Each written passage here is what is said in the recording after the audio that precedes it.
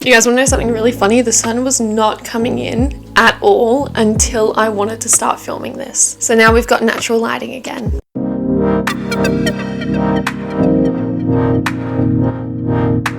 Hello everyone and welcome back to another YouTube video.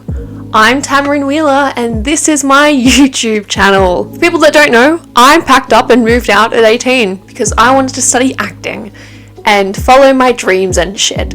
I did a video on things I wish I knew before I moved out at 18, but people wanted me to do how I actually budgeted and saved money and earned money to be able to move out.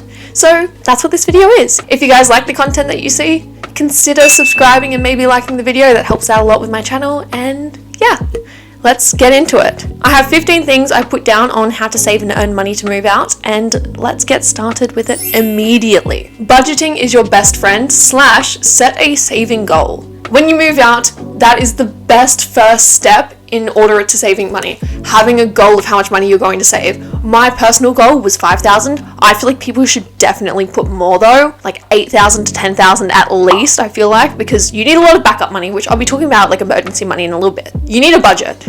If you don't have a budget, you're not going to want to save that much money, but when I had my goal of $5,000, I started saving so much. It's really useful. Next one is have a don't touch savings account. That can be your budgeting and your savings money, but genuinely have a savings account that when you put money into it, you will not take out.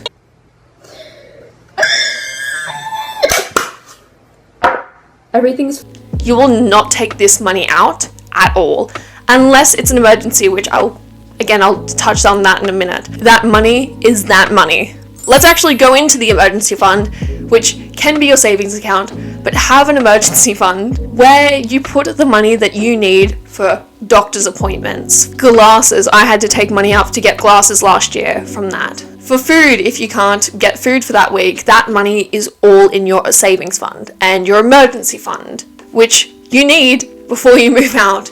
So have that money. If you're worried about spending money or you feel like you've got a couple things that you don't know if you're going to spend money on, make a list, make a physical list. I mean, literally write it down. Things that you are not spending your money on. A physical don't spend list. One of my friends did this. This helped her a lot. It was very visualizing for her. It genuinely helps a lot more to physically see what you don't want to spend your money on. Things that you don't need to spend your money on so that you can save. We like saving here. Just like how you should save yourself. What? I'm trying to think of a funny subscribing thing with this. So you can save by just click subscribe. Put me out of my misery. Click subscribe. Another one of my friends recommended if you really want something, sleep on it. If you want something, it's not a need, but it's like a want. Have a sleep. Think about it a little bit more. If you still really want it, go for it. But think about the money you could be saving if you didn't spend that money. Think about that. Honestly, I'm really good at whenever I do online shopping, I go through my cart 20 times and pull out everything I don't actually need, and I both hate it because I really want some of that stuff, but I like it because it saves me money over time. That's just a general saving money thing, honestly. Now, a really useful thing is when you are decluttering your bedroom, I recommend decluttering your bedroom a lot. If there are a lot of things that are pretty good quality but you don't necessarily need, sell them. Sell them on Depop, on Facebook Marketplace, on eBay, on any of those sort of platforms. Sell it on there. I will say, I have a little Depop account and I made $100 by selling a Monster High doll this year because it was still in its package, it was still really good condition, and it was from 2013 or something like that. I sold it for $100. You can make some money from those pretty well, and then you put that money into your savings and boom, saving money just like we want. Now, this is kind of self-explanatory, but I feel like it's a big thing. Don't owe people money. I personally make sure I do not owe people money. Say that you save up a lot of money because you started borrowing money off other people, right? You are going to have to pay them all back eventually, and you are going to lose so much money by doing that. It's better to do your best to not owe people money because that's going to harm your savings and your work in the long run if after everything you still have to pay them back. Because you will have to pay those people back.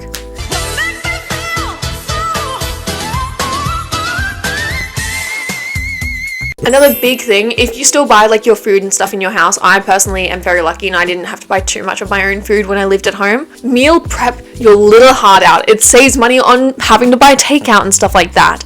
It saves money because buying things in bulk and preparing things in bulk is overall so much cheaper. You can do that when you have moved out as well in general, just to save money. But especially while you're trying to save up to do this big move, this big adventure. Meal prep some good, easy meals that are really nutritious as well. Get that health, slay queen, get that health in you. And genuinely just meal prep. Trust me. I have meal prepped a lot.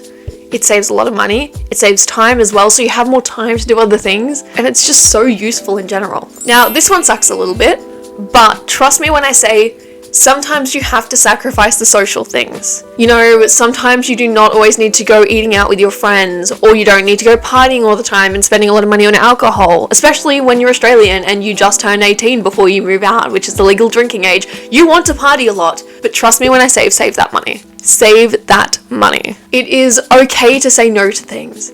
And that is something that I have also even only just started to really get my head around, being able to say no to social things and save that money. It is okay to say no to things. It is okay to not go to that party, or to go to that party and just not drink. You do not need to drink to have fun. So in the time that I was moving out, I had 2.5 jobs. That, on top of theatre, on top of my HSC, which is my high school certificate for people that aren't Australian and stuff like that, and trying to get NATAR, I had 2.5 jobs. I say half a job, right? Because for people that don't know, I do Twitch. I've been doing that for 4 years. I do earn money from it. Money from that is not linear. It's not a direct, like, oh, I'm going to earn this much a month. So I call it a half job because I feel like I do put enough work and effort into it, but it's still a hobby and it's not really linear pay-wise, and that's okay because I don't do it for the money. I call it a half job. So during that time, I was also working at my local drama club, right? I was earning a little bit of money there, and then I worked at a pizza place in my town, and I was earning money from there, so I had technically 3 sources of income. On top of doing extra theatre, because I did my drama club's actual drama club stuff, and on top of doing my HSC. Was I a little bit burnt out? Yes. Was it worth it in the long run? Absolutely. I earned a fair bit of money pretty well when I was getting like really good shifts, especially after HSC finished, and I got to do morning shifts at my work a lot. That was so beneficial to me, and I was earning a good bit of money to be able to save and put away, and I was so grateful for that.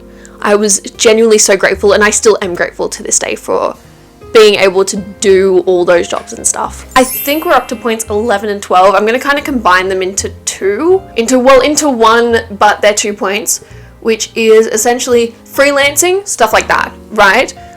You can find so many freelancing gigs online, things like social media work for smaller businesses and smaller companies, tutoring. You can, if you're really good at a subject, volunteer to tutor some like year 11s and stuff like that. Social media work in general, again, Twitch and TikTok and all that, they have opportunities for you to earn money. Yes, it does take time and a lot of effort, but if you guys really want to do it, you can. Hey, I'm doing social media right now. I love social media. I love doing this. And yeah, freelancing is really good for even like artists and stuff like that. And on the topic of artists and things like that, we go into the next point, which is what I mean with that, which is selling digital products. Selling digital products on things like Etsy. These digital products can be things such as Twitch essentials, which are like Twitch banners and emotes and like starting soon screens and everything. People will pay money for that. I have paid money for emotes and stuff like that. If you're an artist, draw like profile pictures and offer those up. People use Ko-Fi and Etsy to do this, and promote it on Twitter and do as much as you can, because that does earn people money over time, because art is worth being paid for.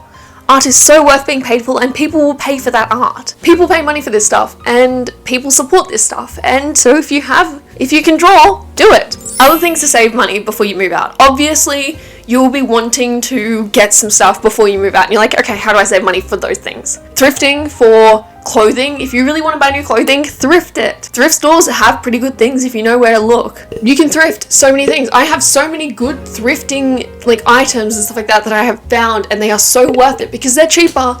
And also, some people have done this thing where they like fix up something from like a thrift store and they sell it online for even more or something like that.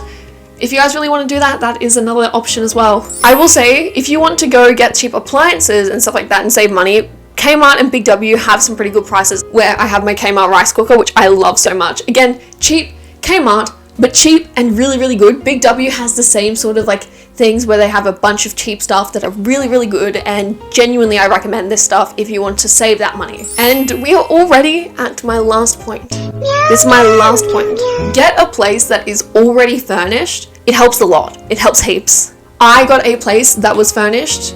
My apartment, it is completely furnished with the bare necessities, and it helped me so much when I first moved in there because I didn't have to stress about getting like a couch or a bed or anything. I had it all already. Yes, I think that's the reason I pay a bit more extra rent on it. No shocker. But it is so worth it in the long run because you also don't need to stress about completely the vibe of what you're looking for right away. If you really want to, and if you want to save enough money up to do that, go for it. But this puts so much less stress on you because then you also do not need to budget for furniture into your budgeting. And yeah, this is the video. This is the things that I feel like I can give you. This was my wisdom in saving and earning money before you move out. If there's anything else that you guys would like me to film or do and talk about with all of this sort of stuff, I have a lot of things to yap about and I happily will. If you guys like this content, comment down below things that you want to see, questions that you have. I can answer them all to the best of my abilities or make another YouTube video about it. And yeah, I hope this was really beneficial to you all, and I had a lot of fun filming it, so I hope you guys had a lot of fun watching it. I will see you guys all next video though, so I'll see you guys soon. Bye! Bye! I love this.